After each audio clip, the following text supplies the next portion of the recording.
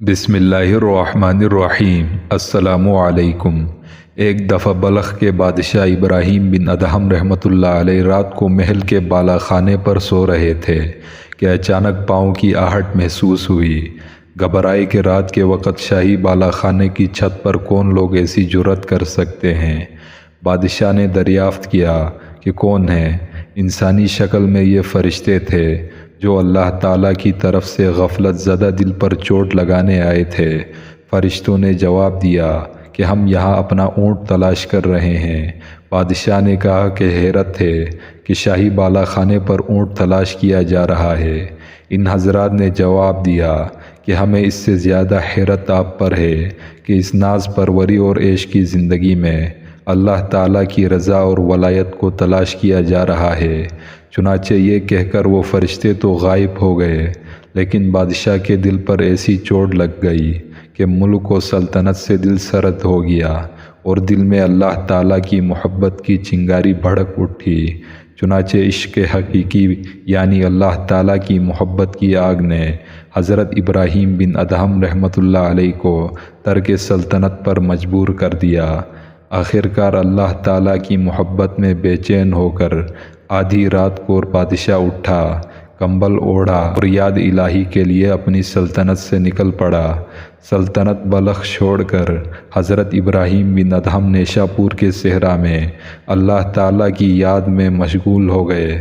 10 برس تک صحرائے نیشا پور میں دیوانہ وار عبادت میں مصروف رہے اور دل میں اللہ تعالیٰ کی محبت اور عشق کی دولت بڑھاتے رہے، کیونکہ تمام خواہشات نفسانی اور ظاہری آرائشوں سے اللہ تعالیٰ نے دل پاک کر دیا تھا۔ کہاں تاج و تخت شاہی اور کہاں اب دریا کے کنارے بیٹھے ہوئے گڈری سی رہے ہیں۔ ایک دن سلطنت بلخ کا ایک وزیر اس طرف سے گزرا۔ بادشاہ کو اس فقیرانہ حال میں دیکھ کر اس وزیر نے، جو طرح طرح کے روحانی امراض میں مبتلا تھا، انہیں حقارت کی نظر سے دیکھا اور دل میں سوچنے لگا کہ یہ کیا حماقت ہے کہ بادشاہت چھوڑ کر فقیر بن کر بیٹھ گیا ہے۔ حضرت سلطان ابراہیم بن ادہم رحمۃ اللہ علیہ کو بذریعہ کشف علم ہوا کہ یہ شخص میری اللہ تعالیٰ کی محبت میں اختیار کی جانے والی فقیری پر حیران ہے۔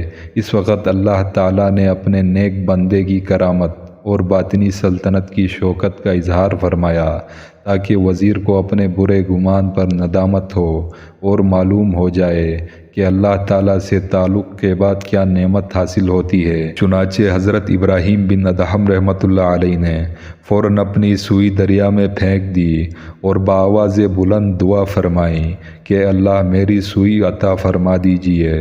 دریا کی سطح پر فوراً ہزاروں مچھلیاں نمودار ہو گئیں، جن کے لبوں پر ایک سونے کی سوئی تھی۔ ان مچھلیوں نے دریا سے اپنے سروں کو نکال کر عرض کیا کہ اے شیخ، اللہ تعالیٰ کی طرف سے آپ یہ سوئیاں قبول فرمائیے۔ جب اس وزیر نے یہ کرامت دیکھی تو اپنے برے خیالات، جہالت اور نادانی پر سخت نادم ہوا اور شرمندگی و ندامت سے ایک آہ کھینچی اور کہنے لگا، افسوس کہ مچھلیاں اس شیخ کامل اللہ والے کے مقام سے آگاہ ہیں اور میں انسان ہو کر ناواقف ہوں۔ میں بدبخت اور اس دولت سے محروم ہوں، جبکہ مچھلیاں اس معرفت سے سعادت مند اور نیک بخت ہیں۔ یہ سوچتے ہی اس وزیر پر گریہ طاری ہو گیا، دیر افسوس اور ندامت سے روتا رہا، اور اس گریہ ندامت اور شیخ کامل حضرت ابراہیم بن ادہم کی تھوڑی سی دیر کی صحبت کی برکت سے اس وزیر کی کایا پلٹ گئی اور اللہ تعالیٰ کی محبت اس کے دل میں پیدا ہو گئی۔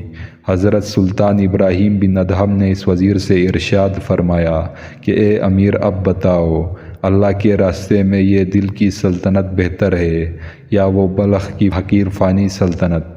شاہ بلخ کی صحبت سے جب اس وزیر کو باطنی سلطنت حاصل ہوئی تو اس لمحہ وزارت سے استعفیٰ دے دیا اور بادشاہ کے ساتھ صحرا نشینی اختیار کر لی۔